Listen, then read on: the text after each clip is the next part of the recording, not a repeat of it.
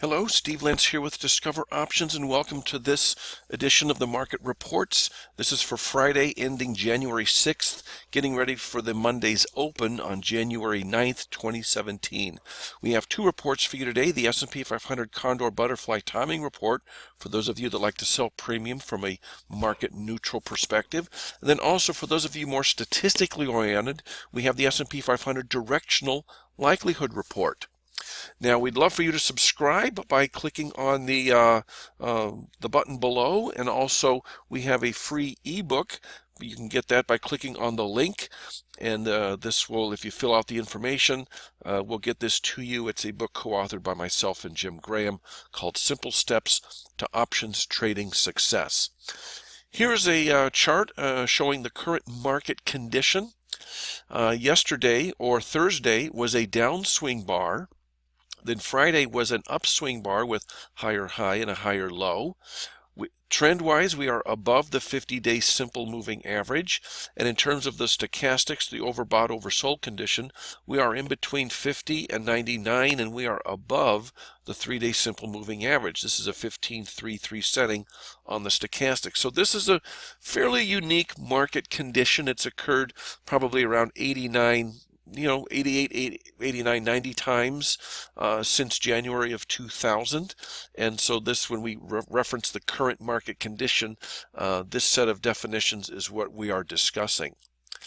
Real quick, for those of you already familiar with the methodology of our reports, let's just go over them quick, and then we're going to go and dive into the methodologies for those of you new. In terms of the butterfly and condor timing report, we have a negative edge, and specifically since January of 2000, I'm just reading the narrative underneath the statistics there, there's been over 4,200 daily closes of the SPX. Of those, 64.8 have been favorable bars for selling premium neutrally, whereby the actual 21 bar movement was less than what the SKEW adjusted implied movement was. Okay, so 64.8 have been favorable bars. Okay, during that time, we've had our same market condition occur 88 times, and of those 88 times, 60.2% of the bars were similarly favorable for selling premium neutrally, butters and condors.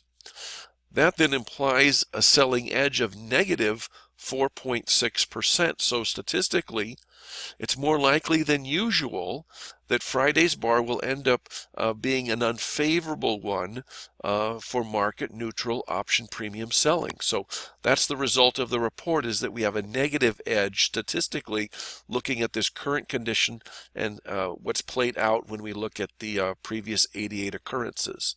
Okay, now we're going to dive into the methodology of what's behind all those, but for those of you veterans, that's the current report.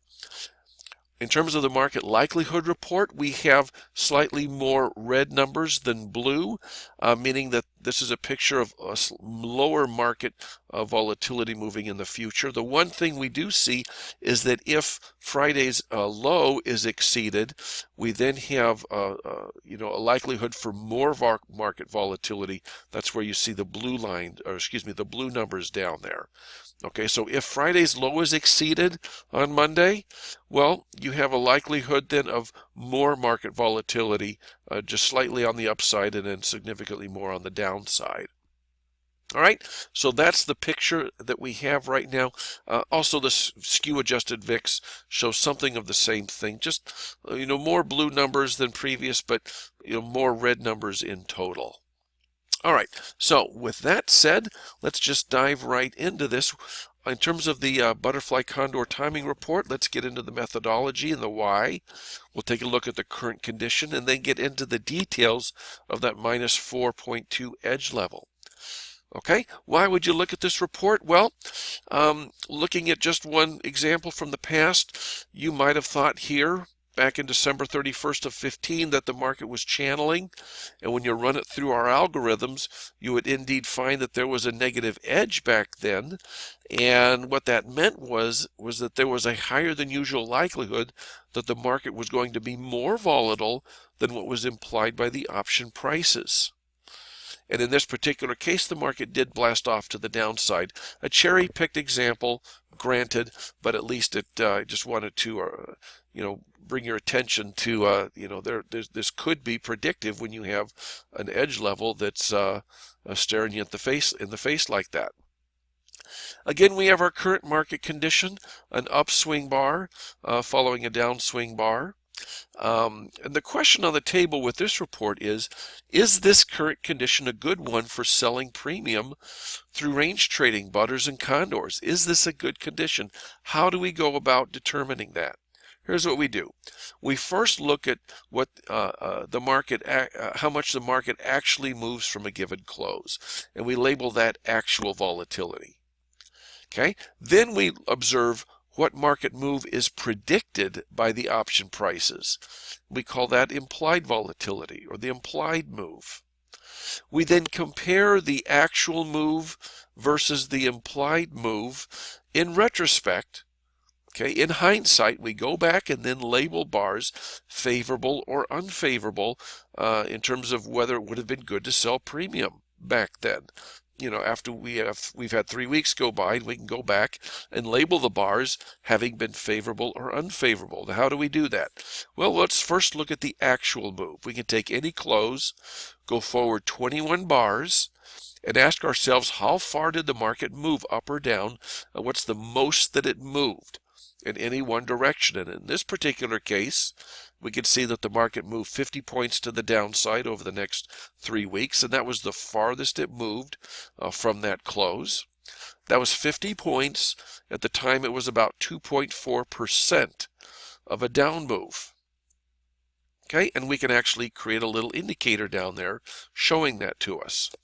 Now, at that time, at that close, back in April, what market move at the time was being implied by the option prices? So we know what the actual move was. The actual was 2.4. What were the option prices implying that the move was going to be? And when we take a skew adjusted VIX, we come up with a 4.4% implied move. So in this particular case, that would have been a favorable bar because we would have sold premium for that was assuming a 4.4% prediction, yet what actually took place was a 2.4% move. So that bar would have been favorable, and we would have painted it blue in the way we like to do things. And so that's what we do, is we go in hindsight, we paint the bars blue that turn out to have been favorable for selling premium. And for the bars where the move subsequently was higher than what was being implied, we paint those bars red and label those unfavorable. Okay, so we've carved all of these up, favorable and unfavorable, and what we're going to do now is historically we're going to ask ourselves, what percentage of all the bars going back to Jan of 2000, what's the percentage that were favorable? Okay, once we know that benchmark, we then look at the bars that match our current market condition, all 88 or 89 of them. And what percentage of those 88 or 89 were favorable? And there might be a big difference there, and that could represent an edge, positive or negative.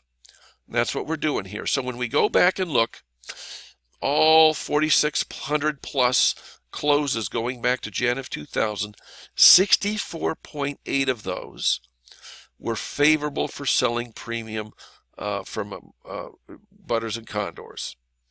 Okay, 35.2 were unfavorable. Now let's look at the ones that match our current market condition. Okay, what percentage of those were favorable? It turns out that just 60.2% of those 88 turned out to have been favorable. And so what that means is we have a negative 4.6%, versus 60.2 versus the 64.8. We have a negative edge, meaning that there is a higher than usual likelihood that the market will be more volatile than what is implied by the option prices. Okay, now you could still put on a butter or condor, and you'll have 6 times out of 10 it'll work out. But why not wait until you have a favorable something, up near 70%, and it can make a big difference, okay, in the long run. So right now we're operating on a negative edge. You could still do it. Of course, you have a 6 in 10 chance. Okay, 60% chance of it working out favorably. It's just that you have a 4 in 10 chance of it working out not favorably, where you're going to have to be really fast on your feet with the adjustments and everything. So that's just giving you an idea of where the market is at from that perspective. Okay, before we get to the market likelihood report, just want to make sure you know that we have a fantastic curriculum here at Discover Options for getting you up to an advanced level as fast as possible. We have a great equity track to help you trade indexes and ETFs and stock options. We also have a futures track for those of you trading just futures options. 2 different curriculums. Take a look. You can go on our website, take a look at all the courses that go into those. You will be pleasantly surprised to see the advanced level and the qualifications of the mentors that we have to help you get where you want to go. On to the market likelihood report.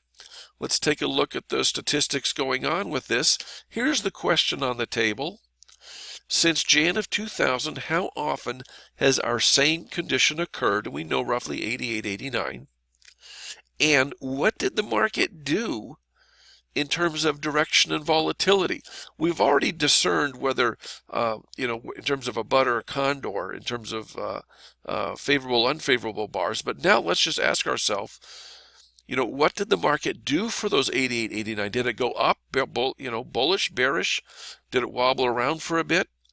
So we're going to carve this out in terms of statistics so we have a kind of a decent idea, hopefully. Here's what we do. We look at this from the perspective of price distribution. Okay, we want to know how well price is distributed up, down, or wobbling around.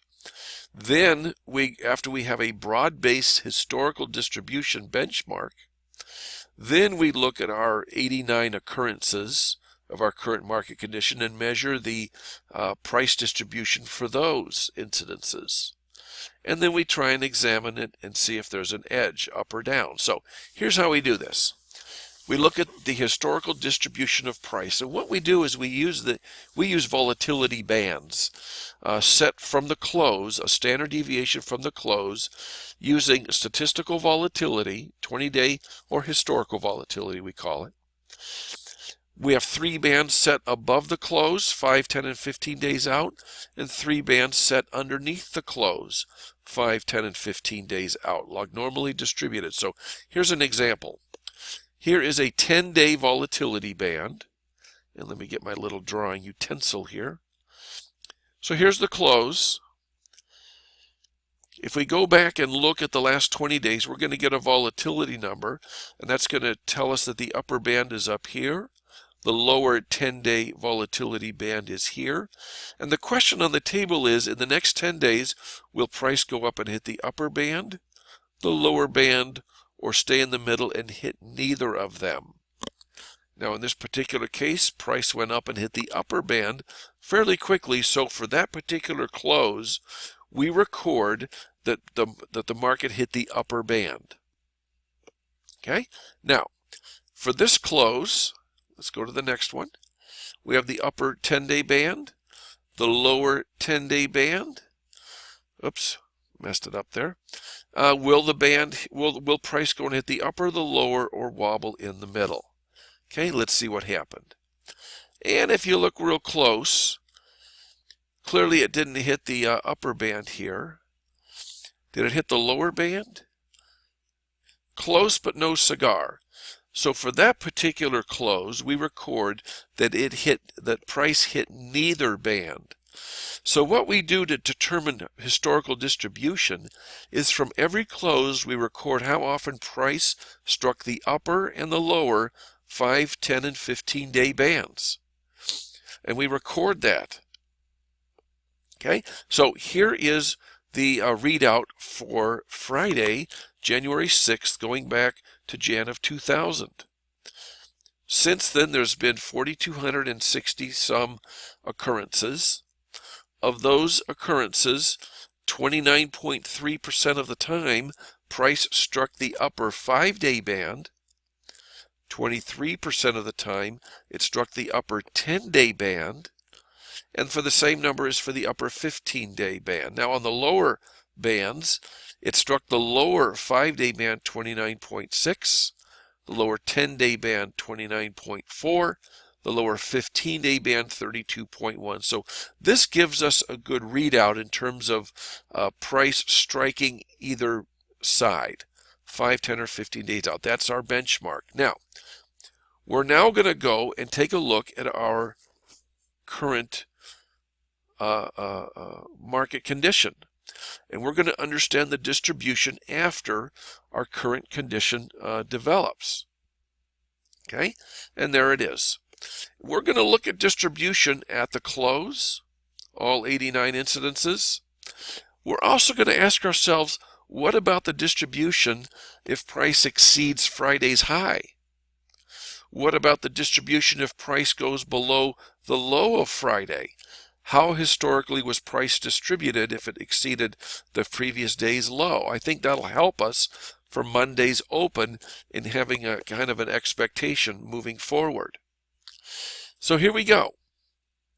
As of the close, we had 89 occurrences. Of those 89, price struck the upper 5-day band only 14.6% of the time, about 14.7% less often than the benchmark up here. Do you see that? In fact, we have similar red numbers, okay, on 5 of the 6 bands. So this is a picture of lower market volatility. Lower market volatility. Now, if price strikes the, if price exceeds Friday's high, okay, we can see then across the board lower market volatility, where price is hitting the bands less often than normal. Okay, now if price exceeds the low of Friday, okay, we can see here 5 of the 6 bands get struck. Well, these are kind of a wash, pretty much the same, but they would then go strike those bands more often in 5 of the 6 cases. So just keep that in mind. If price exceeds Friday's low, okay, you're looking at the possibility of a higher market volatility. If price exceeds Friday's high, the statistics show that we're looking at lower market volatility. It doesn't guarantee it's going to come about, because you can see indeed price can, go up and exceed or go down and exceed either band. It's just statistically we're looking at, we're all looking at likelihoods here. So there you go. Now what I like to do also is readjust the bands to reflect the SKEW adjusted VIX instead of just a 20-day volatility. Looking back at close to close, let's look at the SKEW adjusted VIX. Adjust the bands, meaning that the upside bands are going to be closer to the close than the downside bands, which will be farther away. But in general, the VIX is higher than statistical volatility, so the bands are getting struck slightly, less often in general here. You see that? Still, we have a similar look where there's more red numbers than blue. A picture of lower market volatility. This is interesting, though. If price exceeds the high of Friday, this distant 15-day band is getting struck a bit more often. So that's kind of interesting. But hopefully this gives you some perspective on where the likelihoods are as of Monday's open moving forward. Volatility-wise, the downside SKEW adjusted VIX is at 12.7. So let's keep that in mind as we look at our trading idea for the week, an offset put broken wing butterfly. And what we do is we go into option view and put in that 12.7 up here. That establishes our standard deviation. And this is just a simple put butterfly broken wing, where we're going to have a net cash flow that's just right at 0 or slightly positive. That way, when we analyze this, we can see here that no matter how much the market goes up, we really can't lose money there as of the expiration. Yet if the market goes down, we have it kind of kicking in and lifting that left shoulder a little bit. So if we're concerned about some downside movement, especially if Friday price exceeds, or Monday if price exceeds Friday's low, well then you may want to consider something like this where the downside has a little bit more oomph to it, protecting us on the downside there. But that T+0 line is very flat on a butterfly that you construct in this manner. The price chart with the profit zone showing shows you a nice wide green area that's kind of nice. And it's just an interesting idea for you given the market conditions that we have right now. Thanks for joining us. I'm Steve Lentz with Discover Options. We look forward to speaking with you next week. Happy New Year. Take care. Bye-bye.